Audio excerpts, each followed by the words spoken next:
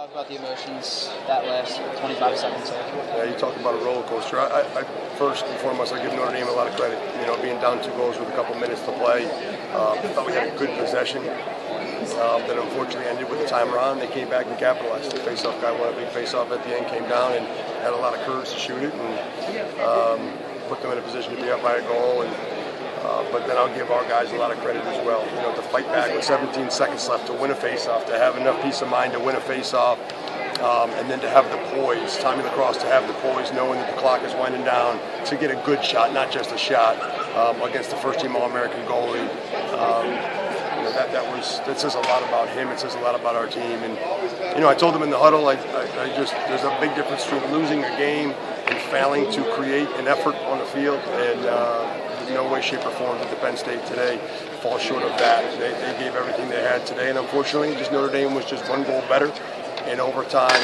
But that's high praise because Notre Dame's a very good lacrosse team. Shane Sturgis wasn't much of a factor on the score sheet, but still initiated the offense. Yeah, Notre Dame's such a tough defense, you know, and I think that if you get into too many one-on-one battles, you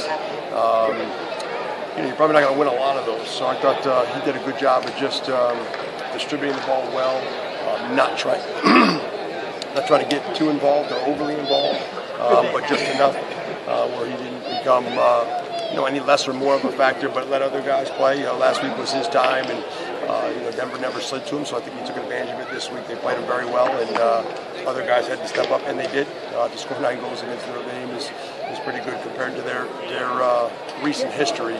But I think Shane did a good job of managing the game. He does a lot more than just goals and assists out there. He's a big communicator of our team. He makes sure everybody's on the same page in pretty much every possession. Might be too early to start talking rivalry, but this is 2 really tough, grueling overtime games in a row. Is this matchup with Notre Dame, is that something you can foresee just continuing that way for the rest of the I could, you know, in the 2 schools, you know, big football schools. You know, I hope that we can get to the point where they consider us a rival. You know, we haven't been in that conversation in quite some time. But maybe if we continue to keep improving, I mean, you got to give Notre Dame a lot of credit. They've been one of the nation's best over the last 5 or 6 years, and Penn State's still building. But if we can get to the point where people are starting to put us in that conversation with Notre Dame, then we'll take that as a compliment, and hopefully continue to keep working where we can win a couple of these and create a little bit more of a front from the Penn State side. You said coming into the season that you liked your depth, especially on the midfield. You see guys like Zittel, Bantha, obviously Tom Lacrosse. Can you talk about your secondary scoring and what you're getting at? Yeah, I mean, I thought those guys played great today, and we needed every one of those 6 guys offensively, and then the 3 guys that we used defensively. It hurt a little bit not having Eric Myers, but I thought the other guys stepped up quite a bit. You know, Kyle Zittel scored a great goal here, played really well against Denver, so that's 2 games in a row. And Sammy Davis coming off the sideline against you know, Denver last week, and had another decent game this week. So we still got to get some more people chipping in a little bit more so and contributing at the midfield. But you know, it's kind of like take your turn. A lot of guys have just kind of stepped up when the numbers are called, and we're still learning. I mean, we're still a little bit young in certain spots, and hopefully through this game, our guys will take it as a great learning experience, because we got another couple of just huge games coming up, and if we start to wallow in our own sorrow about what happened here today, depth's not going to be anything against Ohio State, you know, facing us in our next game. Is this a game where you go look at the film, positives, negatives, and you played pretty well, a pretty good game? Do you take that as a positive step? You know, the positives in the effort.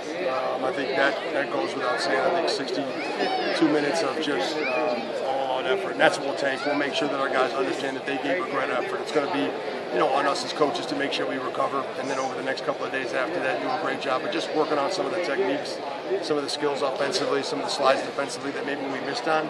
But in terms of effort, if you can get a great effort, you can build on that as a coach, as a staff, as a team. But if the effort's not there, it's tough to work with any of the other stuff.